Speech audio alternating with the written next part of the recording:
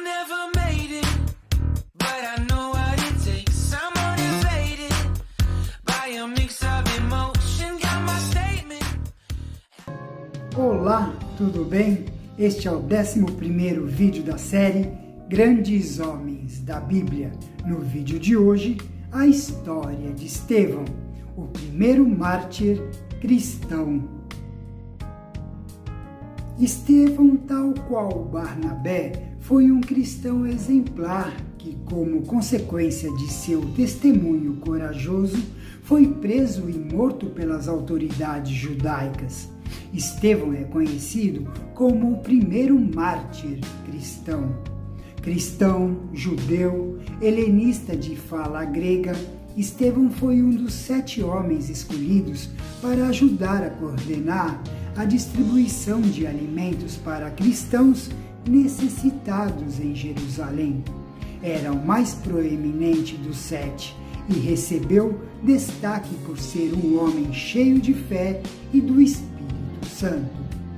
Estevão manifestou a graça e o poder de Deus em medida extraordinária, realizou feitos miraculosos e com eficácia e destemor evangelizou e defendeu a fé. Seu testemunho foi tão marcante que as autoridades não demoraram em prendê-lo e levá-lo ao conselho dos principais líderes judeus para ser interrogado. Quando testemunhas acusaram Estevão de falar contra o templo sagrado e a lei de Moisés, ele se defendeu diante do conselho de líderes judeus e deu seu testemunho diante deles. Veremos agora o discurso de Estevão, em Atos 7, de 1 a 60. Então o sumo sacerdote lhe perguntou: essas acusações são verdadeiras? Estevão respondeu: irmãos e pais, ouçam-me.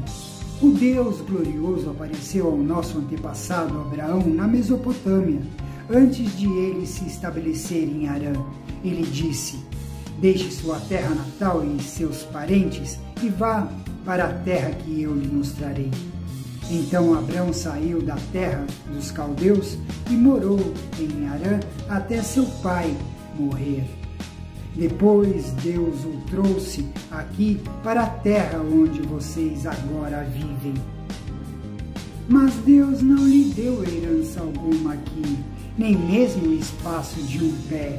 Contudo, prometeu que a terra toda pertenceria a Abraão e a seus descendentes, embora ele ainda não tivesse filhos.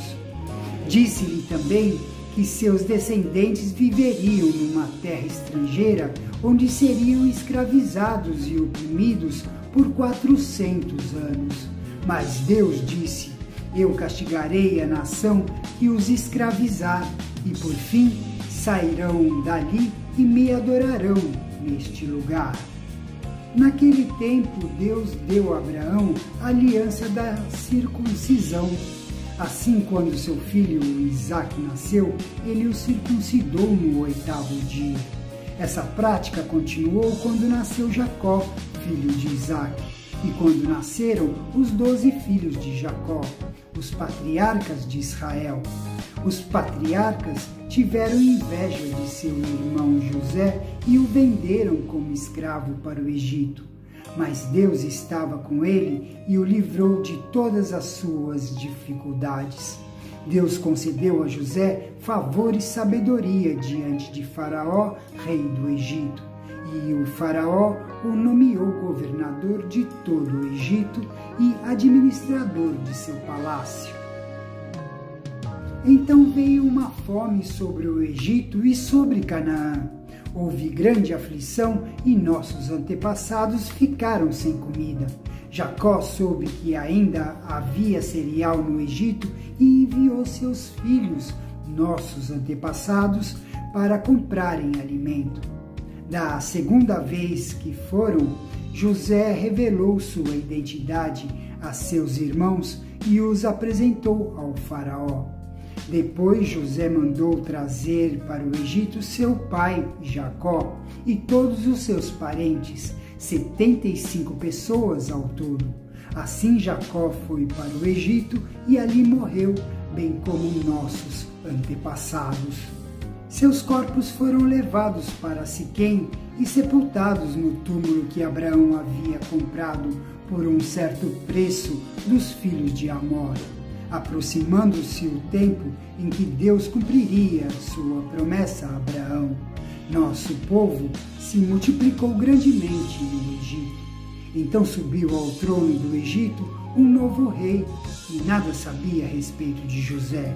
Esse rei explorou e oprimiu o nosso povo, forçando os pais a abandonarem seus filhos recém-nascidos para que morressem.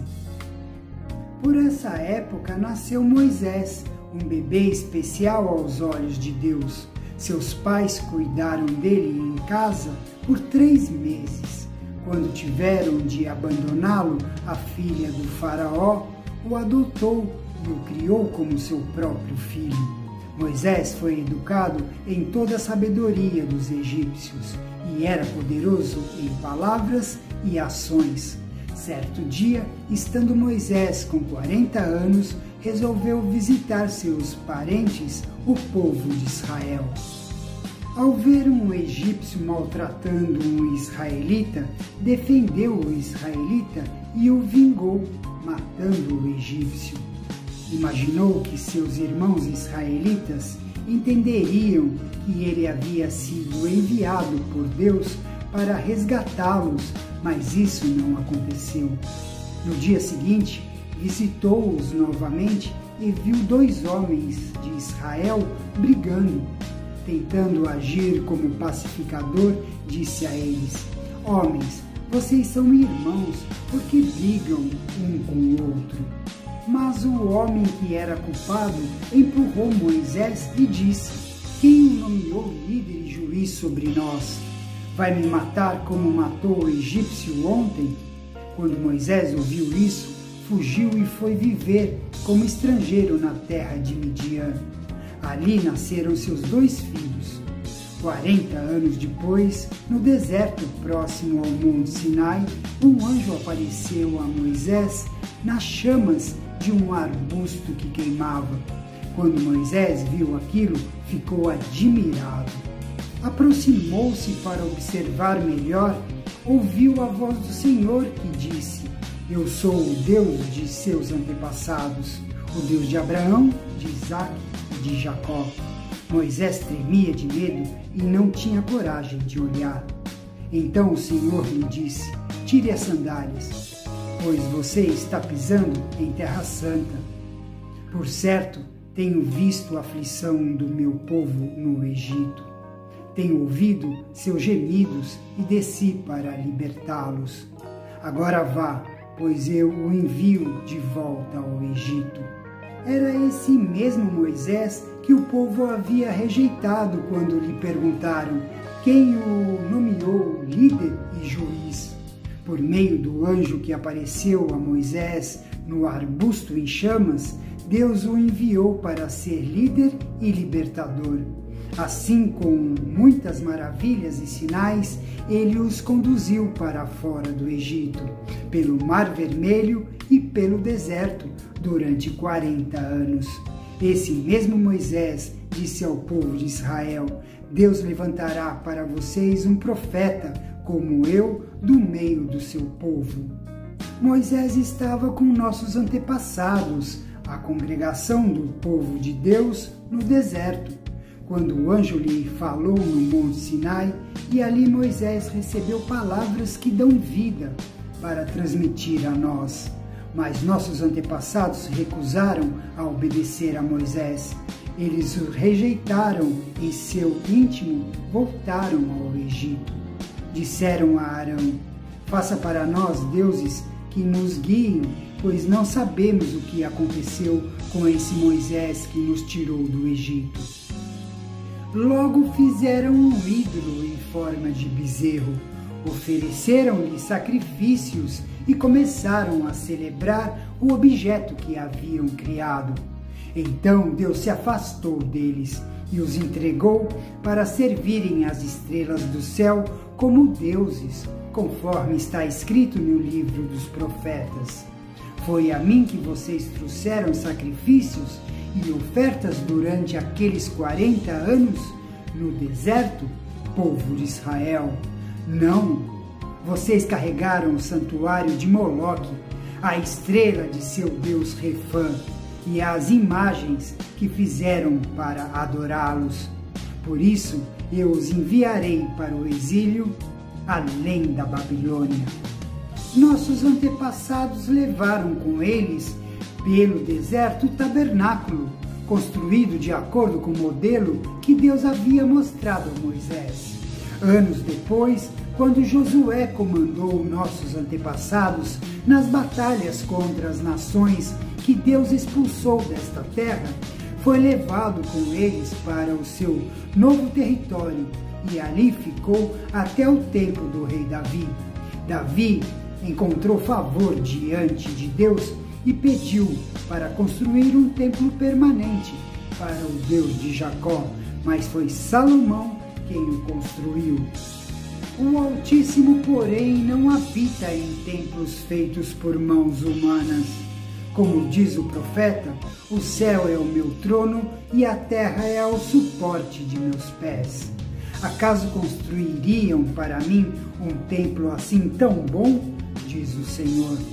Que lugar de descanso me poderiam fazer? Acaso não foram minhas mãos que criaram o céu e a terra?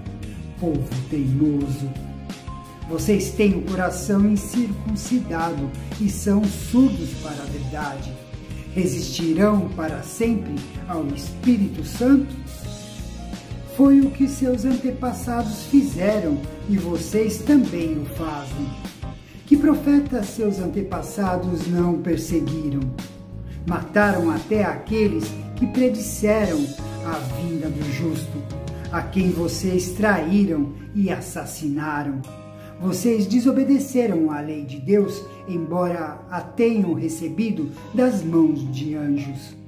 Os líderes judeus se enfureceram com a acusação de Estevão e rangiam os dentes contra ele.